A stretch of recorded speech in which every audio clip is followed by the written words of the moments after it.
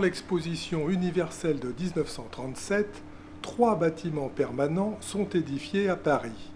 Le palais de Chaillot face à la Tour Eiffel, le palais d'Iéna sur la colline de Chaillot et le palais de Tokyo que l'on voit ici sur l'avenue du même nom au bord de la Seine. Ce dernier édifice est consacré à l'art moderne par la ville de Paris.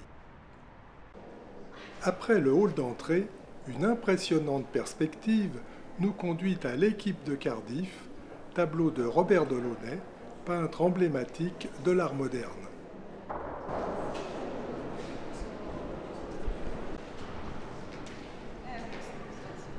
Non loin, la tour Eiffel chatoyante, peinte en 1926 par le même Robert Delaunay, s'épanouit à proximité de sa grande sœur.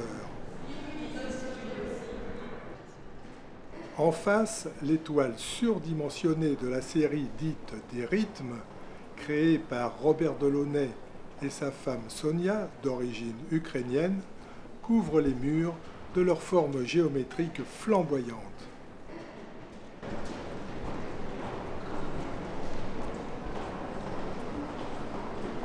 Cependant, l'art moderne avait débuté bien avant, avec l'avènement de l'impressionnisme, comme en témoignent ces anémones peintes par Henri Manguin dès 1874.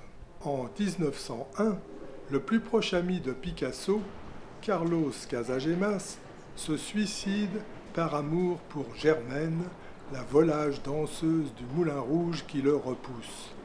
L'évocation de son enterrement, sous un ciel constellé de prostituées, marque le début de la période bleue du peintre de Malaga. Dans la lumière catalane de Collioure s'expriment sur la toile des formes simplifiées, des couleurs complémentaires bleu, orange et jaune, dans un contraste d'ombre et de surexposition. Avec ce phare, André Derain crée le fauvisme. Par son paysage aux vaches, Robert Delaunay avait marqué l'art moderne dès 1906, puis en 1915 avec la symphonie colorée de cette nature morte portugaise.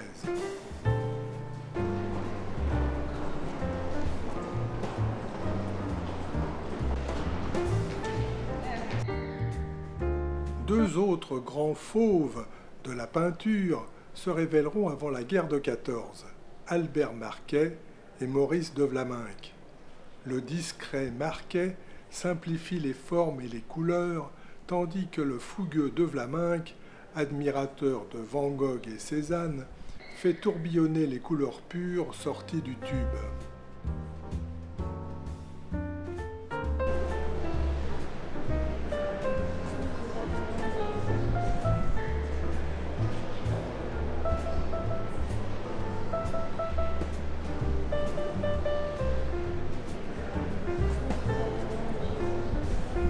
En 1918, Fernand Léger produit les disques, œuvre majeure de sa période mécanique dédiée à la machine, représentée par des cercles colorés associés à des bielles et tubulures évoquant la vitesse. Dans ce milieu très masculin, Suzanne Valadon, d'abord modèle puis peintre, apporte une importante contribution post-impressionniste qu'on retrouve dans le portrait de son fils, Maurice Utrillo, de 1920. La fillette au piano est typique de la période cubiste de Georges Valmier, qui basculera définitivement dans l'abstraction, dont on trouve un exemplaire au musée d'art de Cholet sous le titre Mouvement synchronisé. Un autre fauve, anarchiste et mondain, d'origine néerlandaise, Kees van Dongen, réalise ce portrait de René Maat, dite le Sphinx, en 1920.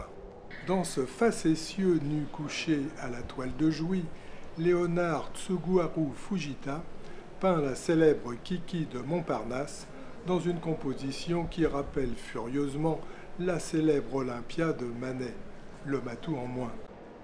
Créé par Paul Sérusier en 1888, le groupe des Nabis, les prophètes, sont des disciples de Gauguin pour qui l'artiste peint non seulement ce qu'il voit, mais avant tout ce qu'il ressent.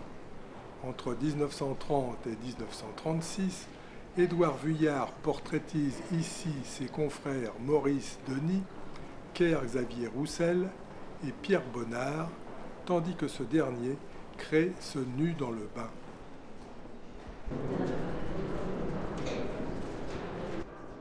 Avec cette composition de 1931, Albert Glaise nous transporte au cœur du cubisme.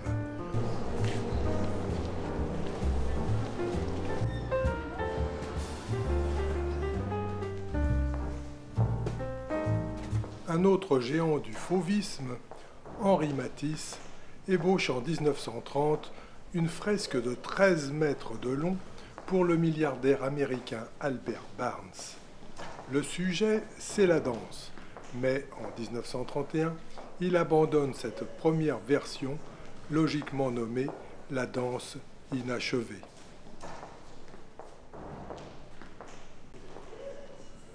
Matisse crée alors une nouvelle version, aux dimensions proches de la précédente, mais en utilisant la gouache et le collage. Cette danse dite guerrière sera achevée en 1932. Le fond de cette salle est décoré d'un bas-relief de 5,50 m sur 5,40 m, constitué de 45 panneaux recouverts de laque doré à la feuille. Il est l'une des 5 réalisations créées par Jean Dunand en 1935 pour le fumoir du paquebot Normandie.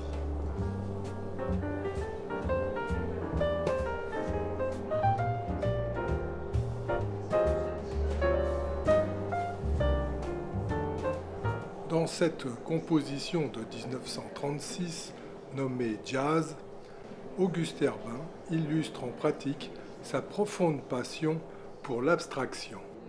Après le cubisme, le mouvement expressionniste est bien illustré par ses proues de navires créées en 1936 par Valentine Prax.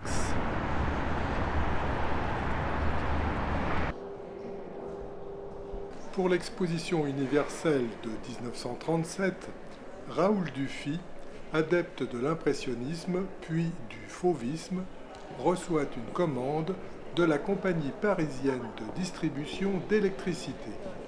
Il réalise une immense fresque de 600 m², soit 250 panneaux de 1,20 m sur 2 m, décrivant l'histoire de l'électricité et de ses applications, depuis les premières observations jusqu'aux réalisations techniques les plus modernes. Il y représente 110 savants, inventeurs, philosophes et même Jupiter, gardien de la foudre. L'ensemble est réalisé à la peinture à l'huile sur un médium nouveau, le contreplaqué.